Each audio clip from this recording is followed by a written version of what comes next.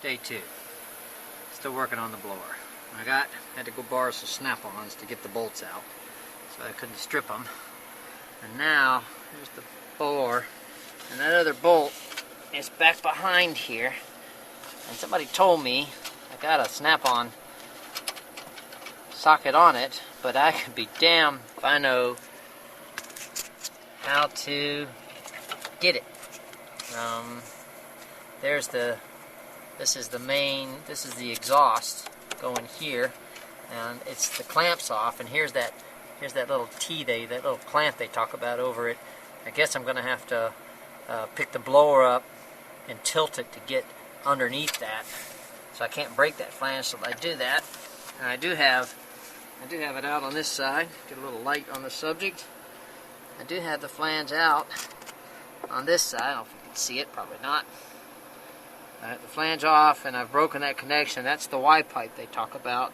There's the heat shield. I've seen somebody say cut that off, but I don't see any point in doing that unless I can get that. I've sprayed the bolts on the bottom of that coming off the exhaust manifolds if I have to take that off, so I can, maybe if I can drop that to get to that bolt back there. But god damn, this is stupid.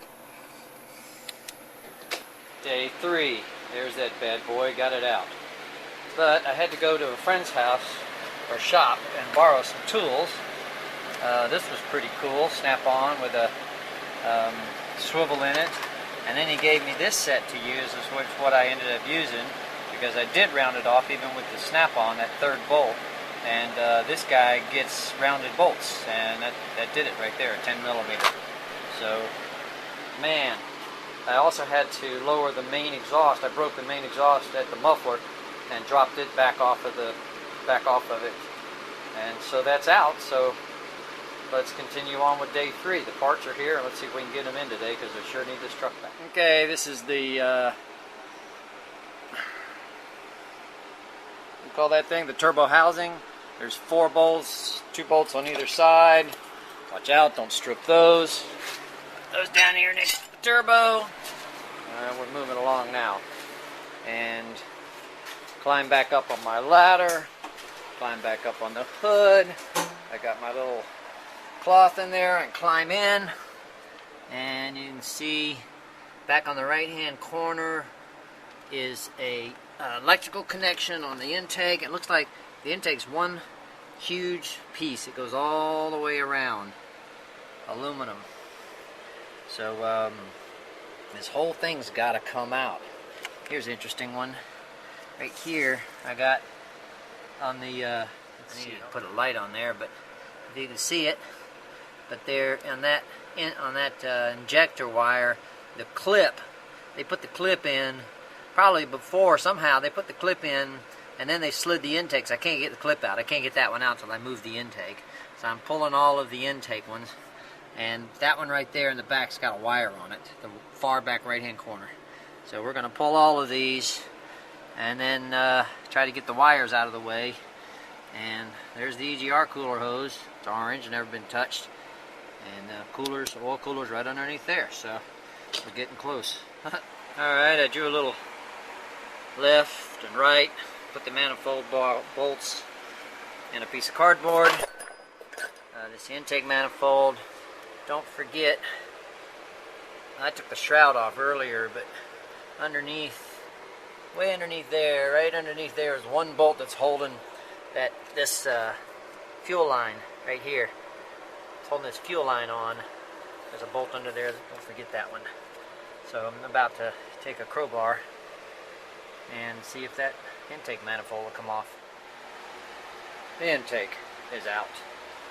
Man, it gets deeper all the time, but I still got that oil filter housing in there, and it's getting dirty in there. I don't like that. I don't know what to do about that.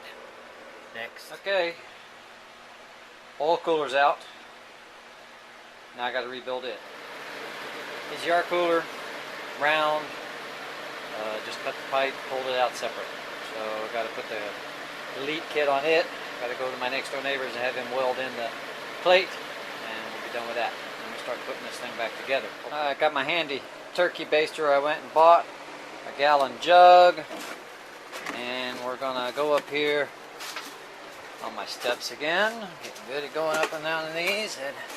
And I'm going to clean up that mess of oil that was underneath the cooler.